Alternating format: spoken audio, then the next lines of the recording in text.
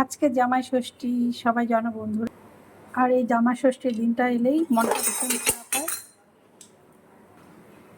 কারণ আমাদের 500 কিলোমিটার দূরে থেকে যাওয়াটা সম্ভব হয়ে ওঠে না। তাই আমরা প্রত্যেকবারই চেষ্টা করি বাড়িতেই স্পেশালি কিছু রান্না করে খাওয়া দাওয়া করার। তো আজকের মেনু হয়েছে আমাদের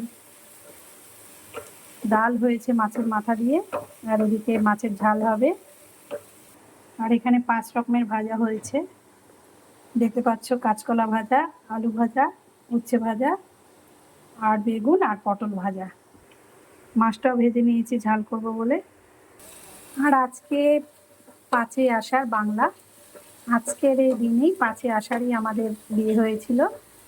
তো একদিক থেকে দেখতে গেলে আজকে কিন্তু আমাদের বাংলা ধরলে বিবাহ বার্ষিকী, আবার এদিকে জামাই ষষ্ঠী, তো দুটোই মিলে আজকে একাকার। তাই সেই আমরা রান্না করছি।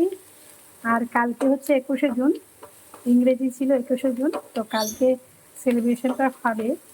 আজকে এমনি ঘরোয়া করছি। তো আজকে জামাই ষষ্ঠীতে যে সকল জামাইরা শ্বশুরবাড়ি যাচ্ছ, তারা দিনটাকে ভালো মতো কাটাও।